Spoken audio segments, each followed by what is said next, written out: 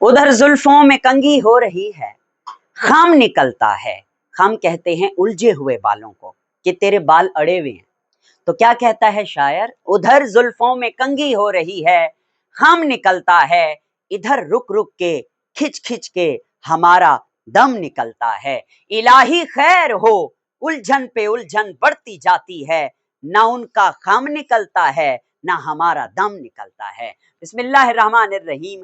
आज हम डिस्कस करेंगे FSc chemistry first year chapter number 4 का लेक्चर नंबर 8। हमारे टॉपिक का नाम है थ्योरेटिकल एंड एक्चुअल यील्ड।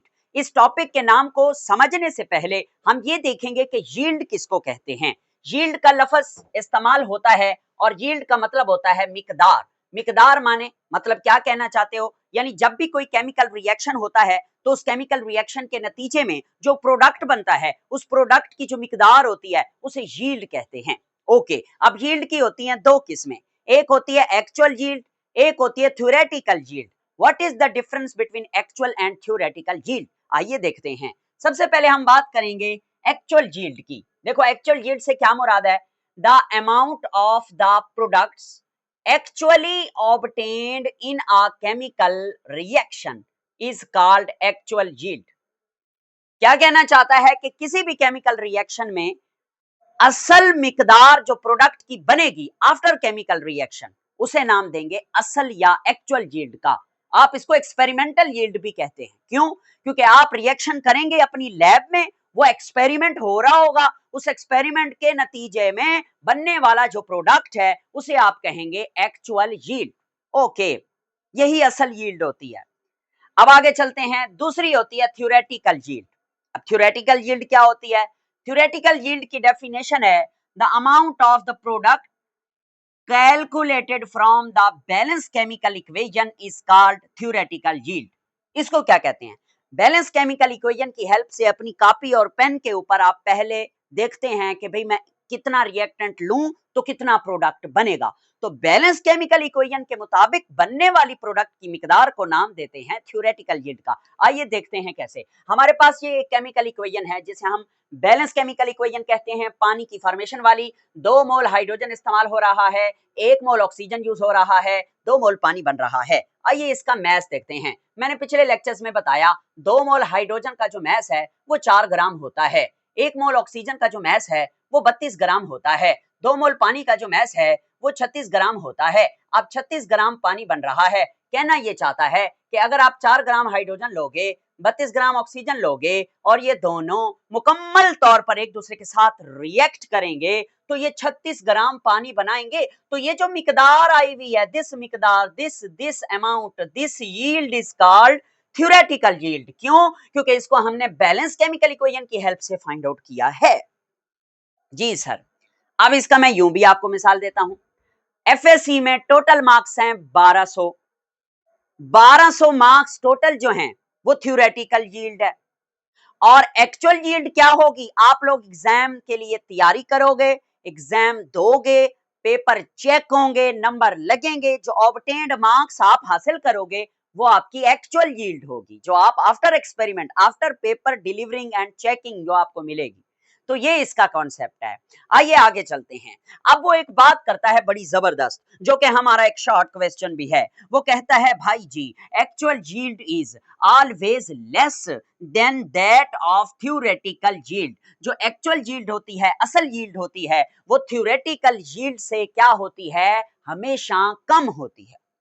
ये कैसे हो सकता है भाई? देखो मैंने आपको मिसाल दी कि एफएससी के टोटल नंबर 1200 हैं जो कि थ्योरेटिकल यील्ड है, और आप जब पेपर दे लेंगे तो आपके पास आएंगे मार्क्स आपके, वो एक्चुअल यील्ड है।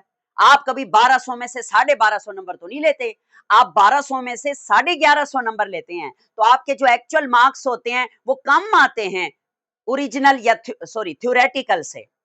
समझ रहे हैं मेरी बात को? जी बिल्कुल ऐसा ही है। इस बात को समझने के लिए हम आपको एक एग्जांपल देंगे डेली लाइफ से, फिर हम शॉर्ट क्वेश्चन के तौर पर इसकी रीजन बताएंगे। देखो आप लोग शबे बारात के मौसम में या दिवाली के मौसम में आप लोग जाते हैं एक हलवाई के पास, उसको कहते हैं मैंने 5 किलो हलवा बनाना है, तो मुझे 5 किलो हलवा के इंग्रेडिएंट्स बताओ, मैं उसमें कौन सी चीज कितने कितने ग्राम या किलोग्राम डालूं। तो वो एक पेज लेगा, पेज के ऊपर लिखेगा हलवा बनाना है तो आपने सूजी इतना लेनी है, कलर इतना लेना है, चीनी इतनी लेनी है, पानी इतनी, गरी इतनी, बादाम इतने, फलां फलां। जब आप लोग ये सारी चीजें लेकर इसको बनाएंगे तो आप लोगों का जो हलवा बनेगा उसका जो वेट होना चाहिए वो प्रॉपरली 5 किलोग्राम होना चाहिए। अब उसने जो 5 किलोग्राम का एस्टीमेट आपको पेपर पर लिख दिया है, ये थ्योरेटिकल यील्ड है। आप घर आ गए, अब आप मेरी तरह हलवाई तो नहीं है, आपको तो कोई एक्सपीरियंस नहीं है कि भाई हलवा बनाना कैसे है। आप कहते हैं नहीं जी नहीं, मुझे हलवाई ने बताया है, मैं तरीका सीख के आया हूं या मैंने यूट्यूब से तरीका देखा है, मैं खुद ही हलवा बना लूंगा। And you are in experience worker now. अब आपको तजुर्बा नहीं है हलवा बनाने का, आप क्या करोगे, तो हलवा बनाऊंगा मैं। अब हलवा बनाने के लिए आपने हलवा बना लिया, आपको एक्सपीरियंस नहीं है। जब हलवा बन गया, बनने के बाद उसका वेट किया गया, वो तो निकला 4.5 किलो। ओए ओए हलवाई, तुमने मुझे गलत गाइड किया था। आप उसके पास दौड़ पड़ते हैं, आप उसे कहते हैं मैंने तुझे 5 किलोग्राम हलवे का पूछा था, तूने मुझे बताया, मैंने बनाया, 4.5 किलो हलवा बना। फिर वो अगला सवाल आपसे पूछेगा क्या तुम्हें तजर्बा है।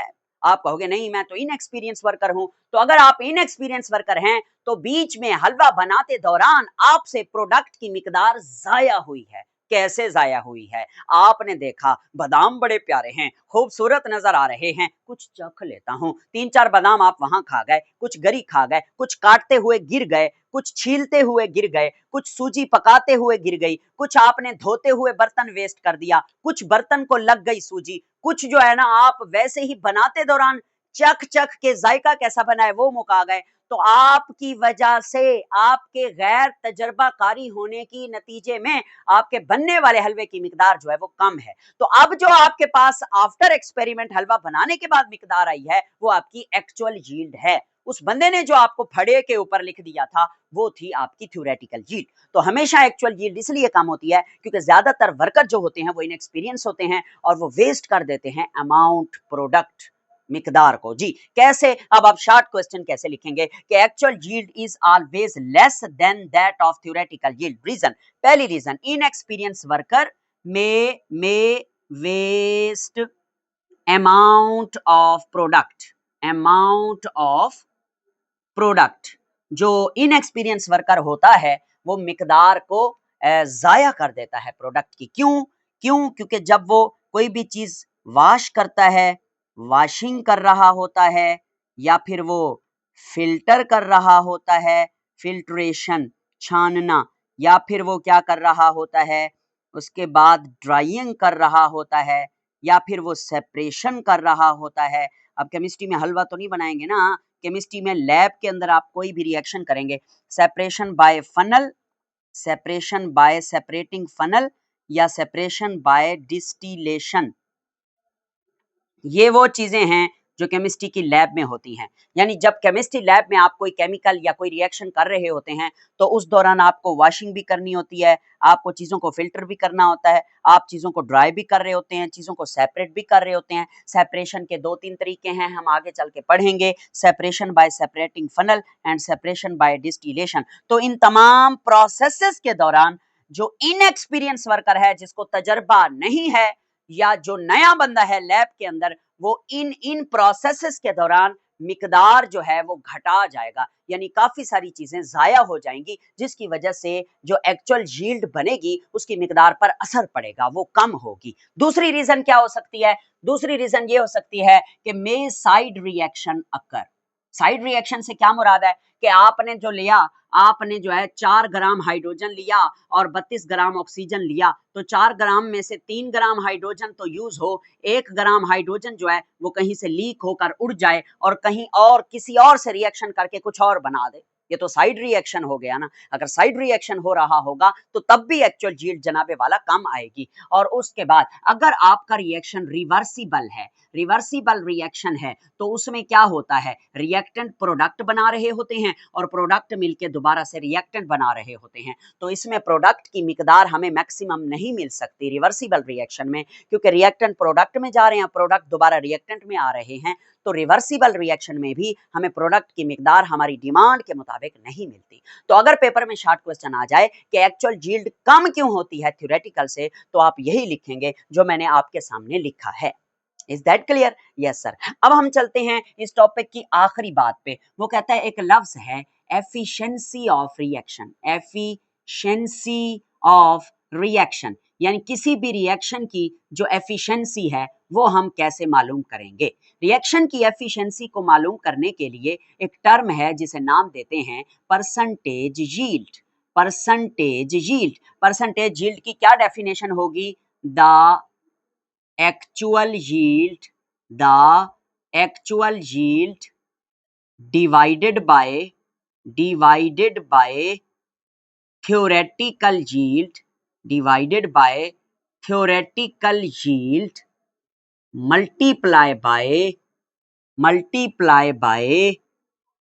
या यूं लिख लें the actual yield to theoretical yield या divided by theoretical yield multiply MULTI multiplying with 100 is called percentage yield. ये मैंने डेफिनेशन लिख दी परसेंटेज यील्ड की। फार्मूला बनाता हूं परसेंटेज यील्ड का, यहां पे लिखता हूं परसेंटेज यील्ड और इधर बराबर का निशान, ऊपर लिखूंगा एक्चुअल यील्ड, नीचे लिखूंगा थियोरेटिकल या जिसे आप एक्सपेक्टेड भी कहते हैं, कैलकुलेटेड भी कहते हैं, थ्योरेटिकल यील्ड मल्टीप्लाई बाय 100, इसे कहते हैं परसेंटेज यील्ड। एक बच्चा है क्लास में, आप जानते हैं कितना एफिशिएंट है, उसकी एफिशिएंसी क्या है काम करने की, जितना ज्यादा उसकी मार्क्स में परसेंटेज होगी वही उसकी एफिशिएंसी होगी। किसी भी केमिकल रिएक्शन की एफिशिएंसी को चेक करना हो कि ये केमिकल रिएक्शन कितना अच्छा हुआ है, आप ये देखना चाहेंगे कि इसमें मिकदार यानी रिएक्शन के अंदर जो है वो प्रोडक्ट कितना ज्यादा बना है। जितना ज्यादा प्रोडक्ट बना होगा उतनी ज्यादा उस रिएक्शन की एफिशिएंसी अच्छी होगी। अब एफिशिएंसी के लिए दूसरी टर्म क्या है? Percentage yield. यानी जब आप किसी भी केमिकल रिएक्शन की परसेंटेज यील्ड काउंट करते हैं तो परसेंटेज यील्ड ही एफिशिएंसी का दूसरा नाम है। जितनी ज्यादा परसेंटेज यील्ड होगी उतना ज्यादा उस रिएक्शन की एफिशिएंसी होगी। मिसाल के तौर पर एक बच्चा है, उसके एफएससी में मार्क्स आ गए 1160 और ओरिजिनल जो उसके एफएससी के टोटल मार्क्स होते हैं वो होते हैं 1200।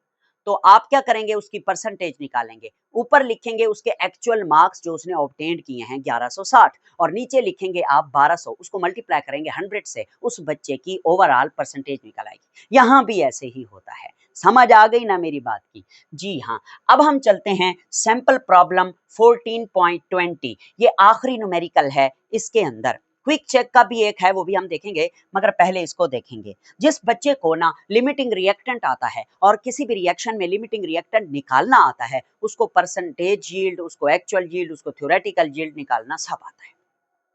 बहुत ही प्यारा न्यूमेरिकल हमारी बुक में मौजूद है। उन्होंने कहा है कि ये है सालिसिलिक एसिड, इसको बोलते हैं सालिसिलिक एसिड। ओके, इसका रिएक्शन हो रहा है एसिटिक एनहाइड्राइड, ये ऑर्गेनिक केमिकल है। This is the acetic anhydride का नाम है, ये फार्मूला है। ये दोनों रिएक्ट करके ये बना रहे हैं, इसको बोलते हैं एस्पाइरिन। एस्पाइरिन ये एक मेडिसिन है, ये बना रहे हैं और साथ में बन रहा है एसिटिक एसिड। ये एक रिएक्शन है। अब इस रिएक्शन में क्या क्या उसने दिया है, क्या क्या उसने पूछा है, ये हम देखते हैं। उसने हमें मैस ऑफ सालिसिलिक एसिड दे दिया 3 ग्राम इसका, और मैस ऑफ एसिटिक एनहाइड्राइड भी दे दिया, कितना?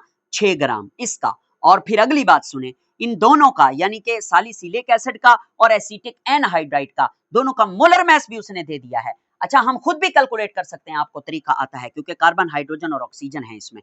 ओके, उसने मोलर मैस दिया है, उसने सालिसिलिक एसिड का मोलर मैस दिया है 138.12 ग्राम पर मोल, और उसने जो है एसिटिक एनहाइड्राइड का मैस मोलर दिया है 102.1 ग्राम पर मोल। अब यहाँ पे बच्चे मुझसे एक सवाल करते हैं, सर जी, बनता भी है आपका क्वेश्चन, सर जी देखें ना, कार्बन का जो मैस होता है ना, कार्बन का मैस वो होता है 12, ठीक है। हाइड्रोजन का मैस कितना होता है? वो होता है 1। ऑक्सीजन का मैस कितना होता है? वो होता है 16। अगर इस तरतीब से हम इसको कैलकुलेट करें ना तो इसका सही आंसर आता है 138, ना कि 138.12। तो ये 0.12 कहां से आया है? तो इसका भी जवाब सुन लीजिए। असल में हमारी टेक्स्ट बुक के अंदर जो एग्जैक्ट वैल्यू कार्बन के मैस की होती है वो होती है 12.01, और हाइड्रोजन के मैस की जो वैल्यू होती है वो होती है 1.008, और ऑक्सीजन के मैस की जो वैल्यू होती है वो होती है 16.00। तो ये पॉइंट वाले जो डिजिट्स हैं इनको भी अगर आप ऐड करेंगे, शामिल करेंगे, तो फिर ये मैस बनेगा 138.12। तो अब हम करें क्या? दोनों ऑप्शन ठीक है। अगर पेपर वाले ने खुद ही दे दिया है आपको 138.12 तो आपको खुद कैलकुलेट करने की क्या जरूरत है। अगर आप खुद कैलकुलेट करते हैं तो मेरा ख्याल है इसको छोड़ें, आप ये वाली वैल्यूज कर लें, जवाब तब भी सेम आएगा। मतलब ये पॉइंट वाली 12, 1 और 16 को जमा कर लें, यानी 138 भी ठीक है, 138.12 प्रोडक्ट यानी आंसर पे कोई ज्यादा फर्क नहीं पड़ेगा। ठीक है, तो हम अपनी किताब के मुताबिक जो वैल्यूज उसने दी हैं हम उनको ही देखते हैं। तो हो गया क्लियर? जी हाँ सर। अच्छा अब देखें, अगली बात करने लगा हूं। अगली बात है कि उन्होंने हमें मोलर मास दे दिया है प्रोडक्ट का, यानी एस्पिरिन खुद भी हम फाइंड आउट कर सकते थे, वो उन्होंने दिया है 180.16 ग्राम पर मोल एस्पिरिन का मोलर मास। तो तीनों का मोलर मास उसने दे दिया, और उसने एक और चीज भी दी है, वो कहता है इस पूरे रिएक्शन में ये जो बैलेंस केमिकल इक्वेशन आपको नजर आ रही है, इसकी जो एक्चुअल यील्ड है वो मैं आपको दे देता हूं। एक्चुअल यील्ड उसने क्या दी है? एक्चुअल यील्ड उसने दी है, क्या दिया 3.15 ग्राम। थ्योरेटिकल यील्ड उसने पूछी है, फिर वो कहता है जब थ्योरेटिकल यील्ड तुम मालूम कर लो तो मुझे परसेंटेज यील्ड भी बता देना। हाँ क्यों नहीं, हमें तो तरीका आता है। अब इस पूरे बड़े न्यूमेरिकल को करने का तरीका क्या है? इसको करने का तरीका वही है जो हमने क्या नाम था, लिमिटिंग रिएक्टेंट में लिमिटिंग रिएक्टेंट को फाइंड आउट करने का तरीका देखा था। तो अब हम इधर भी ऐसा ही करेंगे। सबसे पहले हम लिमिटिंग रिएक्टेंट ढूंढेंगे, उससे हमें थ्योरेटिकल यील्ड मिलेगी। लिमिटिंग रिएक्टेंट जो होता है वो जो मिकदार बना रहा होता है प्रोडक्ट की, उस मिकदार को थ्योरेटिकल यील्ड कहते हैं। आसान हो गया काम, आइए सॉल्व करते हैं। तो तरीका फिर से वही है, आपको जो अमाउंट्स दी गई हैं रिएक्टेंट की मिकदारें, उससे आप मोल्स फाइंड आउट करें। यानी आपको ये मोल्स ऑफ सैलिसिलिक एसिड पहले आप मालूम करें। कैसे मालूम करोगे? Given mass over number of mole is equal to given mass over molar mass. Given mass क्या है? गिवन मास कितना है? गिवन मास मौजूद है सैलिसिलिक एसिड का 3 ग्राम। ओके, मोलर मास कितना है? 138 पॉइंट कितना है? 12 ग्राम। ठीक है, जब आप इसको डिवाइड करेंगे तो इसका सही आंसर निकलेगा 0.022 मोल। ये हमारे पास सैलिसिलिक एसिड के नंबर ऑफ मोल आ गए। इसी तरह हम number of mole of acetic anhydride, this is the formula of acetic anhydride, उसको फाइंड आउट करेंगे। उसको मालूम करने के लिए given mass over molar mass, given मास कितना है इसका गिवन मास कहाँ है? ये है 6 ग्राम। और मोलर मास कितना होता है? मोलर मास इसका होता है 102.1 ग्राम। डिवाइड करेंगे, आंसर आएगा 0.059 मोल। तो हमारे पास दोनों के मोल आ गए। अब हम बैलेंस केमिकल इक्वेशन का इस्तेमाल करके चेक करेंगे कि दोनों रिएक्टेंट में से कौन सा रिएक्टेंट कम मिकदार बनाता है प्रोडक्ट की। तो पहले हम इस रिएक्टेंट को देख लेते हैं, यानी C7H6O3, ये सैलिसिलिक एसिड है। इसका कंपैरिजन प्रोडक्ट के साथ करते हैं, यानी C9H8O4। ओके, ये एस्पिरिन है, ये सैलिसिलिक एसिड है। तो आइए जरा इसका कंपैरिजन देखते हैं। According to balance chemical equation 1 mole ये यूज हो रहा है, 1 मोल ही प्रोडक्ट बन रहा है। यानी इसका अगर 1 मोल है तो प्रोडक्ट भी कितना बनता है? 1 मोल ही बनता है। हमारे पास कितने मोल हैं सैलिसिलिक एसिड के? हमारे पास हैं 0.022 मोल। तो सेम एज प्रोडक्ट भी कितना ही बनेगा? इतना ही बनेगा, 0.022 मोल। ओके, 22 मोल, यानी सैलिसिलिक एसिड 0.022 मोल बनाता है किसके? एस्पिरिन यानी प्रोडक्ट के। अब दूसरा रिएक्टेंट देखते हैं। दूसरा रिएक्टेंट होता है एसिटिक एनहाइड्राइड C4H6O3, और इसका कंपैरिजन हो रहा है C9H8O4 के साथ। देखो, रिएक्शन के मुताबिक केमिकल इक्वेशन में ये 1 मोल है, ये भी 1 मोल बन रहा है। तो सेम ऊपर वाले की तरह ये 1 मोल यूज होता है, तो 1 मोल एस्पिरिन यानी प्रोडक्ट बनता है। और हमारे पास इसका कितना मोल है? हमारे पास इसका है 0.059 मोल है। तो इसका मतलब प्रोडक्ट भी कितना बनेगा? 0.059 मोल। इसका मतलब ये हुआ कि ये जो एसिटिक एनहाइड्राइड है वो इतने मोल प्रोडक्ट बना सकता है, और जो क्या नाम है इसका सैलिसिलिक एसिड है वो इतने मोल प्रोडक्ट। अब दोनों में से कम मोल कौन बना रहा है? ये ऊपर वाला बना रहा है, यानी सैलिसिलिक एसिड, क्या लफ्ज है? सैलिसिलिक लिखें या सिलिक लिखें, एसिड। ये इसका फार्मूला भी लिख देता हूं, C7H6O3। ये क्या बना रहा है? Less number of mole. This is limiting reactant, ये लिमिटिंग रिएक्टेंट है, ठीक है। एंड फॉर्म, और ये बना रहा है moles of product. Moles of product जो हमारा है वो कितना बना रहा है? वो बना रहा है 0.022। अब असल प्रोडक्ट के मोल यही हैं, इस मोल से मैस निकाल लें, वही थ्योरेटिकल यील्ड है। तो मोल से मैस कैसे निकालते हैं? Mass is equal to number of mole multiply by molar mass. तो mass is equal to, mole कितने हैं 0.022, मोलर मैस किसका लिखोगे? प्रोडक्ट का लिखोगे। प्रोडक्ट कौन है? प्रोडक्ट ये है एस्पिरिन, और इसका मोलर मैस है 180, 180.16। जब आप इसको सॉल्व करते हैं तो इसका जो सही आंसर आपके सामने निकल कर आता है वो क्या आता है? वो आता है मेरे बेटे 3.96। कितना आता है?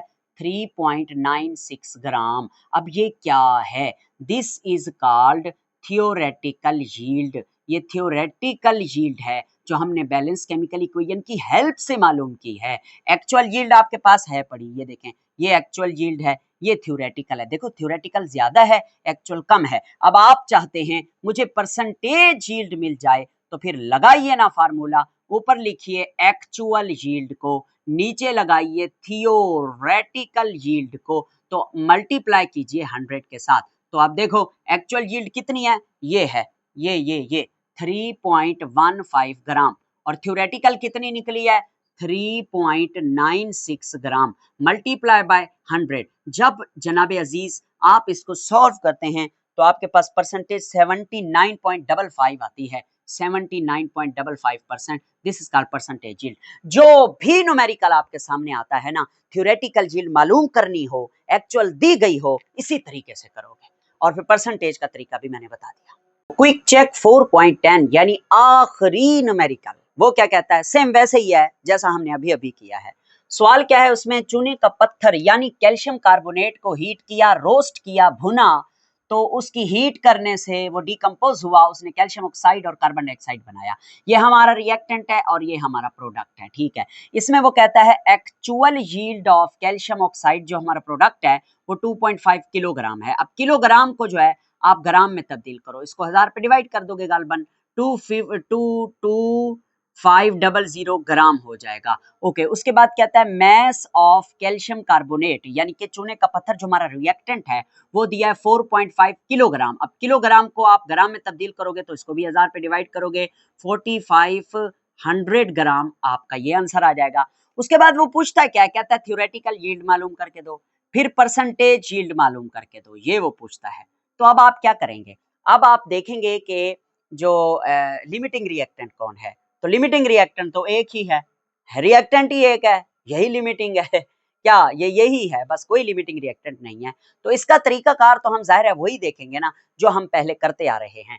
पहला काम क्या होता है, जो भी रिएक्टेंट है ना उसके हम number of mole find out करते हैं। कैसे करते हैं? उसके लिए हमें मोलर मैस चाहिए। तो molar mass of calcium carbonate कितना होता है? कैल्शियम का 40, कार्बन का 12, 3 ऑक्सीजन का 48, ये होता है 100 ग्राम पर मोल। ओके, हम इसका ऊपर वाले का भी लिख लेते हैं, मोलर मैस ऑफ प्रोडक्ट भी कैल्शियम ऑक्साइड, वो बनता है 56 ग्राम पर मोल। ओके, तरीकाकार मैं आपको वही बताऊंगा जो मैंने पहले किया था। खैर, number of mole of calcium carbonate निकालो। गिवन मैस कितना है कैल्शियम कार्बोनेट का? कहाँ गया, ये है 4500, और कैल्शियम कार्बोनेट का मोलर मैस कितना है? वो है 100। आप इसको डिवाइड करेंगे तो आपके पास आंसर आ जाएगा, ये 0 इससे कट जाएंगे, 45 मोल, यानी 45 मोल आपको दिए गए हैं। किसके दिए गए हैं? कैल्शियम कार्बोनेट के। अब आप बैलेंस केमिकल इक्वेशन स्टीशियोमेट्री लगाएंगे। यहाँ पे कैल्शियम कार्बोनेट CO3 जिसके बारे में पता है, जिसके बारे में पूछ रहा है, वो यहाँ लिखो CaO। ओके, आपके पास कितने मोल है ये इक्वेशन में, बैलेंस केमिकल इक्वेशन में? 1 मोल अगर कैल्शियम कार्बोनेट का फटता है तो कितने मोल बनाता है कैल्शियम ऑक्साइड? 1 मोल। तो आपके पास कितने मोल हैं बताओ जरा? हमारे पास कितने मोल हैं सर जी? हमारे पास है कितने मोल हैं? 45 मोल हैं। किसके? रिएक्टेंट के। तो 45 mole of calcium carbonate will produce 1 multiply by 45, तो आंसर क्या आ जाएगा? 45 मोल। इसका मतलब प्रोडक्ट के भी हमारे पास कितने मोल बन रहे हैं? 45 मोल। यही 45 मोल हमारे प्रोडक्ट के मोल हैं, और ये हमारी कौन सी यील्ड है? ये हमारी है थ्योरेटिकल यील्ड। सर जी ये तो मोल हैं, तो मोल से मैस मालूम कर लो। तरीका आपको पता है पड़ा, mass is equal to mole multiply by molar mass. Mass is equal to mole है 45। अब मोलर मैस किसका डालोगे? प्रोडक्ट का डालोगे, ये वाला प्रोडक्ट, ये है molar mass 56। Mass is equal to, इसका सही आंसर क्या आता है? इसका सही आंसर आपके पास आता है 2520। कितना? हाँ ठीक तो था 2520 2520 ग्राम में। ये आपके पास कौन सी यील्ड आ गई है? ये आपके पास थ्योरेटिकल आ गई है। एक्चुअल उसने खुद दी हुई थी, कहाँ दी हुई थी एक्चुअल यील्ड? ये है एक्चुअल यील्ड, ये थ्योरेटिकल है। परसेंटेज यील्ड निकालो। परसेंटेज के लिए ऊपर आप एक्चुअल डालते हो, नीचे थ्योरेटिकल डालते हो। एक्चुअल ये है 2500 और थ्योरेटिकल क्या है 25 और आगे क्या लिखना है 20 मल्टीप्लाई बाय क्या होगा 100। जब आप इसको सॉल्व करोगे तो आपके पास परसेंटेज यील्ड तकरीबन 90 कितना निकलेगी 99.2%। 99.2% ये इसका आंसर है। यहाँ पे आके हमारा ये यील्ड वाला टॉपिक खत्म होता है। अब आखिरी लेक्चर रहेगा इस चैप्टर का,